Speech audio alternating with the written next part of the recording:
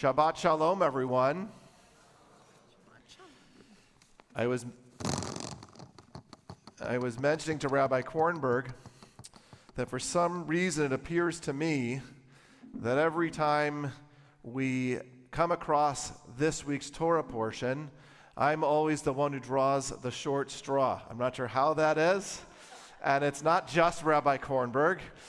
Because when I graduated from rabbinical school, one of the responsibilities that every graduate had to do was to give a Devar Torah in front of all of the faculty and all of our classmates. They called it our senior sermon.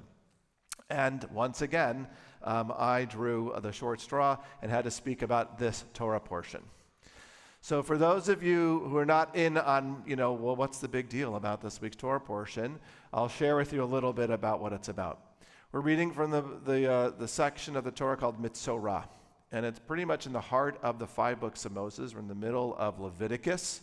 Leviticus, if you hear the first part of that word, is Levi. Levi's were the tribe from which the priestly tribe came from, and these are the laws that govern the temple and for the most part extend out to the people of Israel. And in this week's Torah portion, Metzora, we learn about things that make us impure and pure. We learn about birth, we learn about death, we learn about what it means to be sick. And the Torah, this week's Torah portion, goes in specific detail about what do the blemishes look like? What are the aspects of these pieces of life cycle events so that you know exactly what they look like? It's a great Torah portion for a doctor, in many ways an uncomfortable one or a challenging one for a pastor. That being said, the categories that this week's Torah portion talks about are what makes us pure and impure. In Hebrew, that is tahor or tameh. And I want to just ask you first, when you hear those words, and again, from whatever background you come from, what do they mean? What does it mean to be pure? What does it mean to be impure? What makes you pure? What makes you impure? However you want to answer the question. Michal? Okay, so being pure is holy and being impure is unholy. Okay. Anyone else? Yeah, Marge. So which one is physical and which one is mental? So you're asking me or you're... Oh.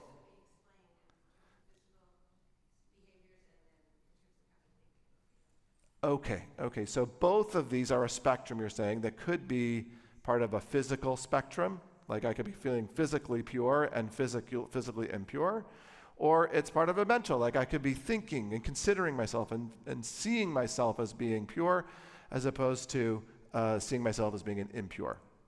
Is that right? Good. Yeah, great. Yes. Yeah, clean and unclean. That has definitely been ascribed to these two terms. Diana. I think what the Torah is talking about is to be ritually pure and ritually impure. And sometimes it is translated as clean and unclean, but that would really be naked. Like there's a different word for like actual clean. And we think about like, scrubbing or something, cleaning ourselves like when we wash our hands with soap and water. It's a very different thing. It's an act of spiritual and ritual so that you can perform. It was so that you could perform certain duties that the Torah was referring to in a state of ritual purity, like offering the sacrifices, going to Jerusalem, and you can't do that if you're ritually impure. So it's a state of being allowed to do sacred acts or prohibited from being sacred acts. That's what you're saying. It's a ritual. It's linked to ritual expression. Right. I mean, that was the whole thing with having the second Pesach opportunity for the people who had been in contact with a corpse, and then it was like, well, hey, we want to do this too. Yep. Like we want to bite in the apple, no pun intended. Yeah, just to clarify what Diana is talking about. There is one holiday that if we miss the opportunity because we were not in the right state, right? We were impure, we have another chance, and that is Passover. So I believe it's coming up soon. And if you have not had a chance to celebrate Passover, if you want to clean out your house again and eat more matzah, see Rabbi Kornberg. Over matzah, you can eat that. Yeah.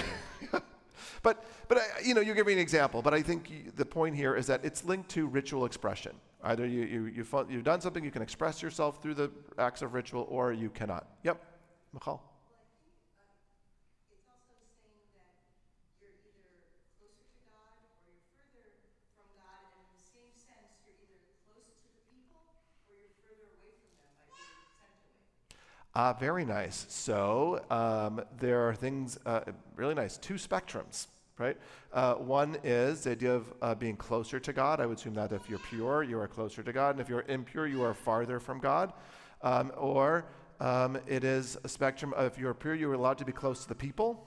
And if you're impure, you have to be removed from the people. Okay? Nice. Great definitions. Really good. Yeah. It's interesting if you think about purity as being without blemish. Think of a glass of water, pure water. It's very easy to add a contaminant to that water. It's very difficult to get it out. Beautiful. Yeah. To be pure is without blemish. And there's something special about being pure, and something very easy to become impure. Really nice. Diana.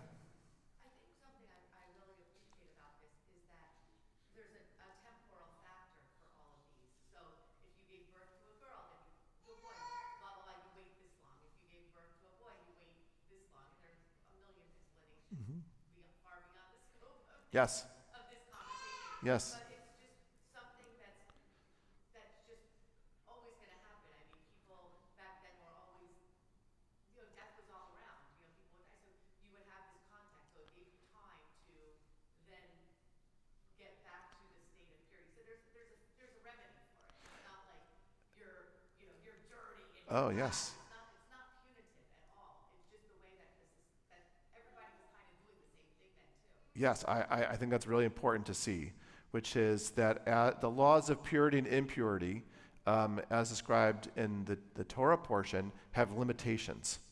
So you said temporal, but there's not a permanency for these pieces. There's pathways out of them, and sometimes there's just a time limit. Many times you'll see when you're listening to the Torah portion, you're going to hear ad ha'arev, right? That many impurities just end at night. And another sermon is what happens at night that stops impurity, but that's for another time. But there's a limitation. Yeah, really nice. Okay, so I want to share with you, you pretty much covered all of the multiple interpretations that are part of how Judaism unpacks purity and impurity.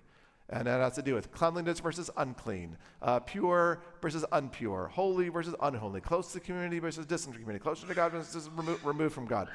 All of these, a physical cleanliness, all of these things are have been derived from this week's Torah portion in different ways in Jewish history. And it also leads to these multiple interpretations and what is at stake, perhaps, right, in being impure, can lead to a lot of weird moments and insecurity. And the reason why is who wants to be impure? And to all of a sudden feel that we have a state of impurity, that can be very scary. And I'll share with you a personal anecdote. Some of you know this. But before I became a rabbi, I was an interim rabbi in Los Angeles. And I was asked to do my first funeral. And I was very nervous. I wanted to make sure that everything was taken care of, that I did it respectfully. I covered all the pieces that a funeral entails. And I did everything. They actually, I remember, gave me a check. I'd never seen $360 before at that time in my entire life. And I was feeling really good. And then it dawned on me that I had just been in a place of death. And I had left the funeral without doing the ritual washing, which would have removed the impurity from my hands. And I was paranoid that I had impurity on my hands and it was going everywhere, because one of the interpretations is this is a spiritual, tangible impurity, and I didn't want this on me. So I remember calling the rabbi who was supervising me at the time, what do I do? I've got it on my hands. He says, don't worry. There's an interesting category that I will get back to, share at the end of this sermon, which is that the laws of purity and impurity, since the time of the destruction of the temple, actually no longer apply. So these are theoretical ideas, and there's a limitation. And it turns out I was able to survive that moment. I didn't have any other major implications. But it's an example of when we just say, oh, there's multiple interpretations, but we're talking about something pretty serious, it can lead to confusing and challenging moments. So I want to provide, with that in mind, an interesting definition that the rabbis take on this.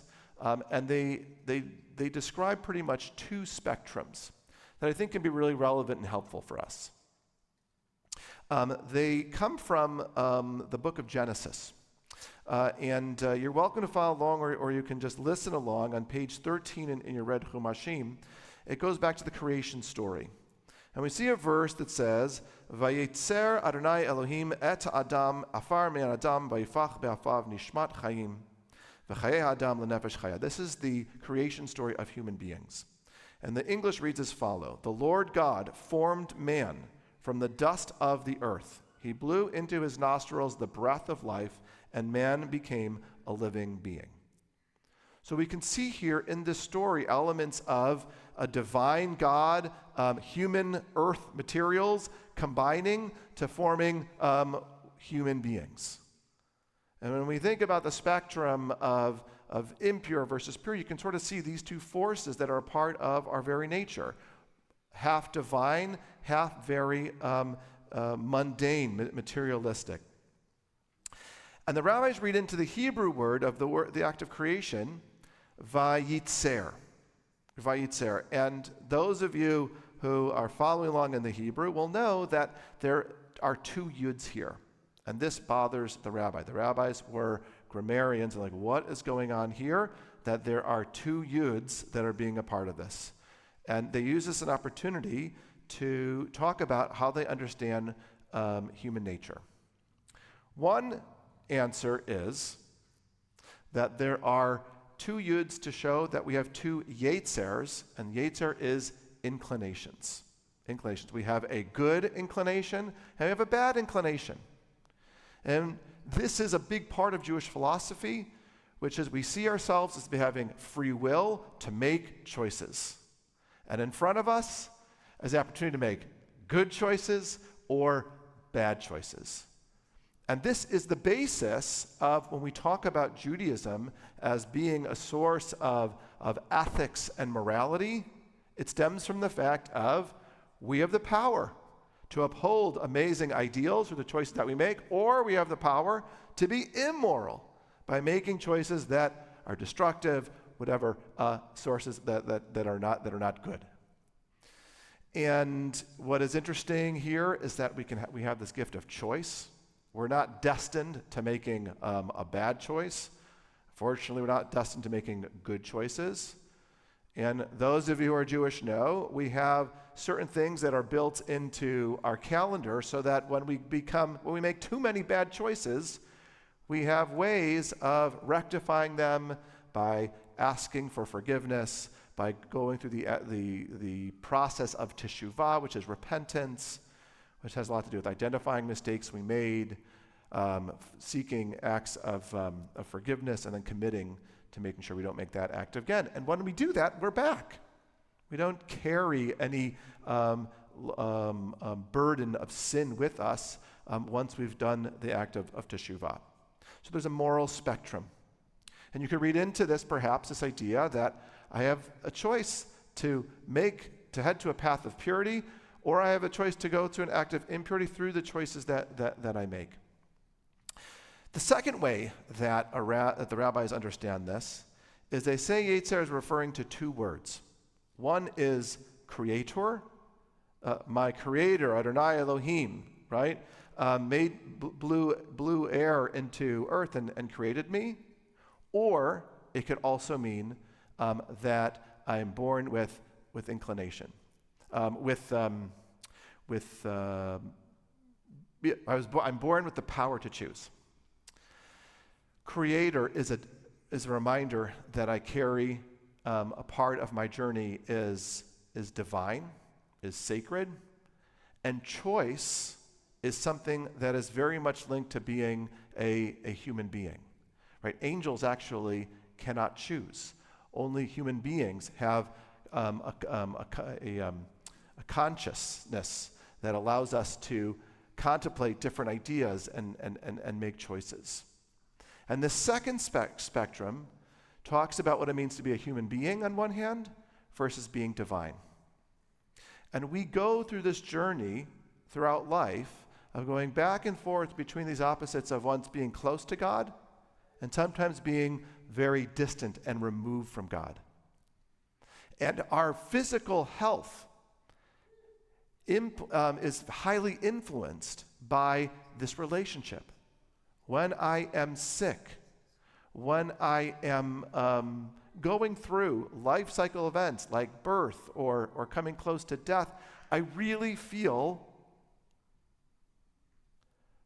my humanity guiding me, controlling me, which is at once both very beautiful, but also limits my impact to be very close to the divine.